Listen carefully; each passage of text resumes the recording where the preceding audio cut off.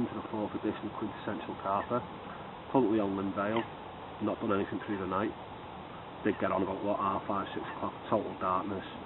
So it was a rush getting things set up, it was raining, it was horrible.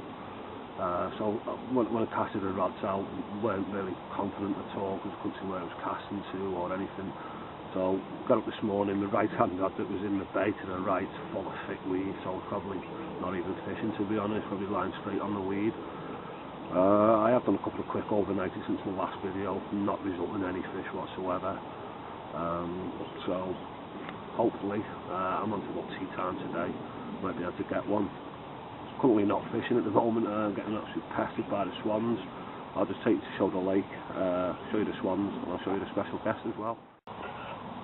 So, there are the swans, as you can see, right in front of my buzzers. There's no way, one's coming to join us now. There was no way I was getting tethered up with them. I'd rather reel the rods in for a bit of safety, to be honest. So, let's just take you and I'll show you the rest of the place. Right, so where we are, we've got a bay here that you can't see because of the tree. It's coming in right round. It goes out over towards the bench swim in the very corner. Then you're looking around the far bank. That's bang on in front of me now. And then as you can see there's weed all over on the left hand side. It's totally unfishable over there. It carries on going around. It's a lovely place, it's a former sand quarry. It's got depths up to maybe 20 foot or so. Even in the margin you're talking what, 13 foot, 12 foot. So I have baited up a bit down there this tree. But I'm not going to be fishing that yet with the swans round. I'll let them have the feed and then hopefully should leave me alone for the rest of the session. Let's go and take you to see the special guest. He's hiding around there somewhere. Hi Captain. How are we? Alright mate, how are you doing mate? Good mate, you? Alright, yeah, not too bad. How are you getting on? Not as yet mate. Well, what time did you get on this morning or yesterday? Got on about an hour and a half before darkness. Had a walk around for about 20 minutes to see if I could spot out, couldn't see anything knocking about. Decided to jump in this peg here. Obviously there's a clear patch out there. Surrounded by weed at the minute mate. Thought it had died off by now, but obviously it hasn't, it's just stayed here. I'm finding that over where I am on the next peg along. And there is some hard patches out there, some thick weed as well, so it's just, I think it's pot luck really, unless you spend about an hour or so with a marker float out there. Yeah, true. There is, you know, if you can get a gap in the weed, I think they're going to be either huddled up in the potholes what are out there, or all snuggled up into the weed beds wherever they are really. Got a big patch of weed here to your left, haven't you? Yeah. Really thick, so... Yeah, but it is really heavy dense weed. There was one shelf this morning out there about 60-70 yards having a push about, so I decided to put a chod on it dead. Now it's happened up to now, so we'll just have to see what happens, see how we keep carting on. You planning on staying on longer, or no? I myself, I'll be off about 5:30ish tonight. I might pull off in the next couple of hours and then jump on another one of the waters what this Lynn ticket's got. I've had success on that water before. I know some of the spots where I want to be going to, so it's not too bad really. I'll just try and hit them if I can, and then we'll just see what happens. Obviously if I have one here in the next couple of hours I'll probably stay on, but other than that can't see myself. I'll probably move on to another water and do another 48 somewhere. Yeah, well see you've got the kettle on anyway, so I think I'll pop down there and have a brew with you and have a quick chat. No worries. So Carl, I see that you brought an array of pop-ups with you then mate, from the Redeye range. Yeah, just some of them there. Obviously we've got the Tango one, that's what the field testers are all on, like yourself now at the minute, and myself, black Tango, nice and fruity. We've got the pink Monster Crab and Plum. Done really well them over previous years to do with the bottom bait as well, the matching bottom bait to do that. Obviously then we've got the Salmon Noir, pink pop-ups once again. These are just destroying waters with the bottom bait at the minute. The Salmon Noir, we've brought the two ranges out, which is a System 2 to do with the bottom bait, which is a black bait, and then we've done it as like a white bait We were going to call them salmon blanc and salmon noir, but obviously we've just left it to the system 2. And then obviously I've brought a few pop-ups down here with us as well. I dragged out of the trays before I come out yesterday. This is the system 2 wafter, black and white one. Obviously very strong, very potent flavour to it. It's a, you know, double strength flavour on it. And we've recently changed our pop-up mix supplier. Look a lot brighter than now, don't we? Yeah. Obviously, looking at these themselves, I look at them and I just think to the colours of them and the mix itself. Obviously, if it's not one of the best companies out there, I would say it is the best. Carper's UK, courtesy of Scott. Superb mix. Yeah, can't fault them whatsoever. They are. It's a really good mix. You know, if you can see that on the camera, they are much brighter, a bit firmer as well.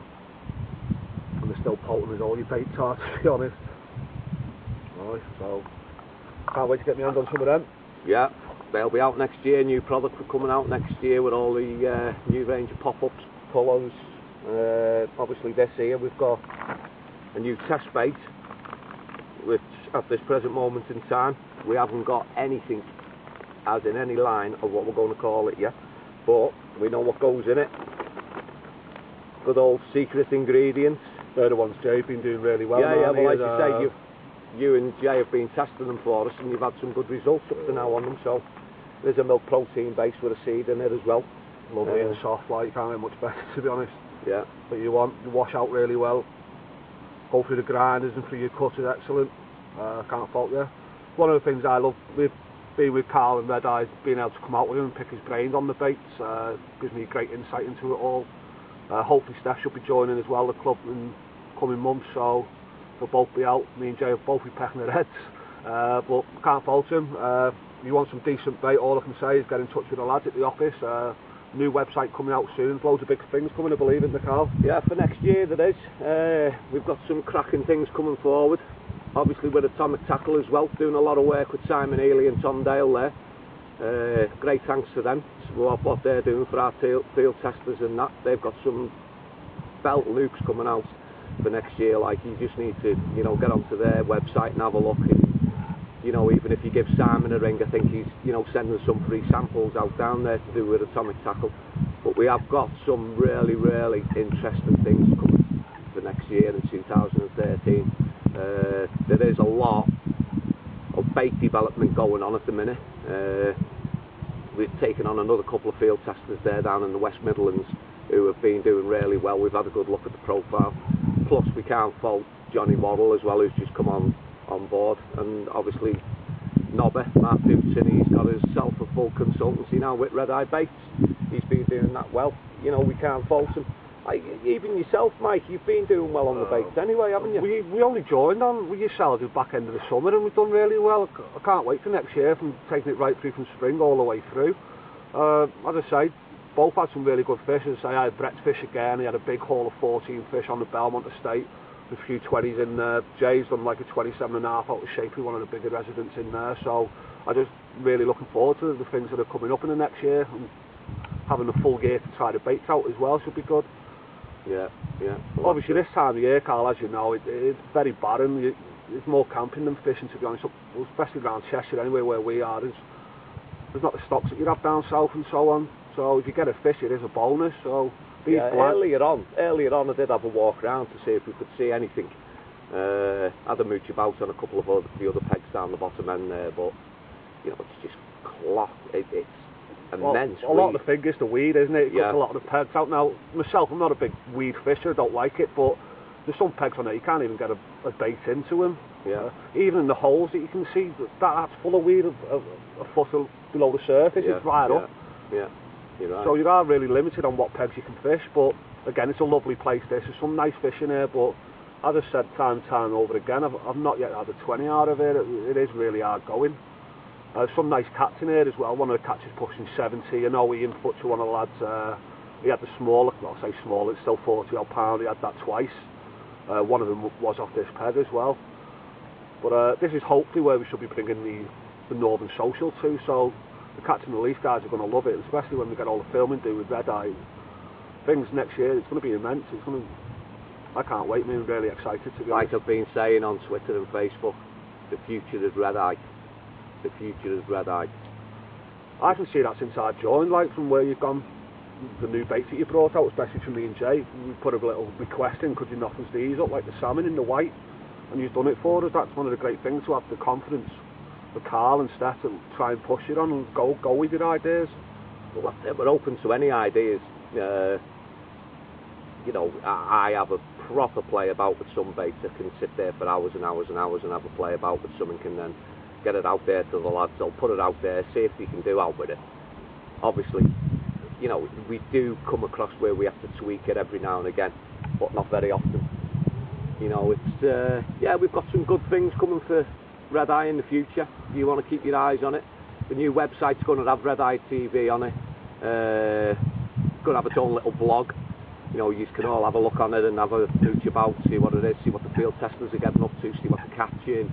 You know, there's going to be a monthly input all the time, right the way through the month, to see exactly what the field testers are doing, what they're catching on, what rigs they're catching on, what terminal tackle. Obviously, our lads are on atomic tackle at the moment, so they're doing it all on atomic tackle. Can't fault their gear whatsoever.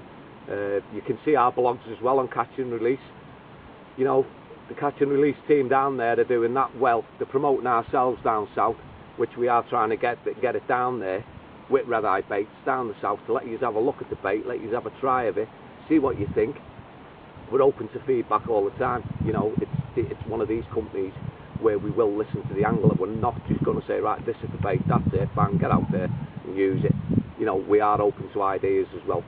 That's one thing. As I say, I've done a bit of field testing and never had the support I've had from Carl and Steph and the lads. It's great to be able to put your ideas across and get their views as well. Like Carl's done God knows how many tests, tank tests and everything with all the baits, and it's spot on, so I can't fault it anyway.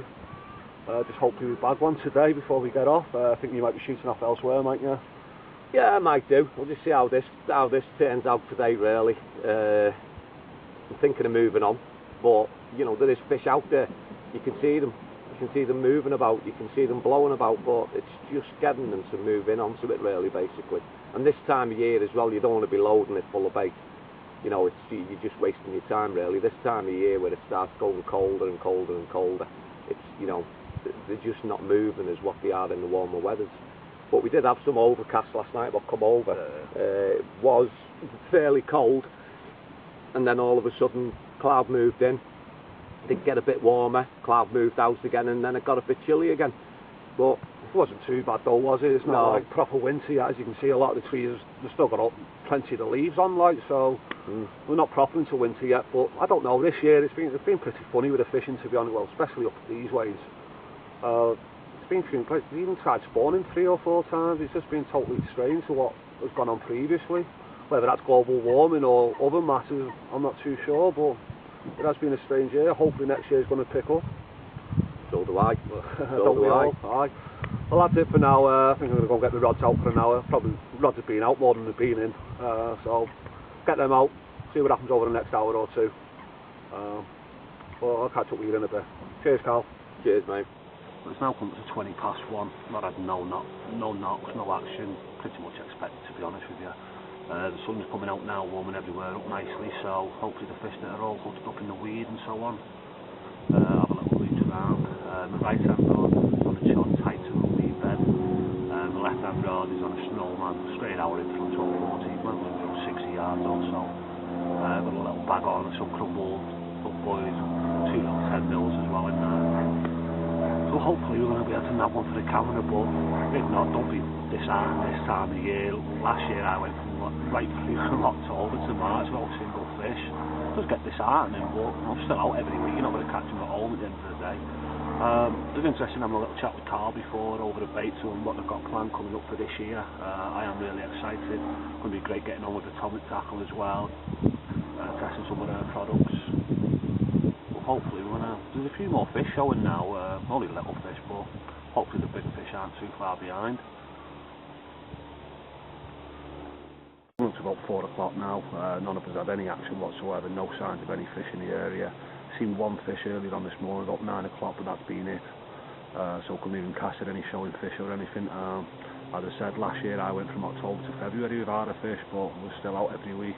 We'll be back out again next week, and hopefully I'll try and get one on the bank, but this time of year fish are very few and far between. Yeah, it's been enjoyable. It's been good meeting up with Carl and Jay again, like as we do every week, so we'll be back out. See you again.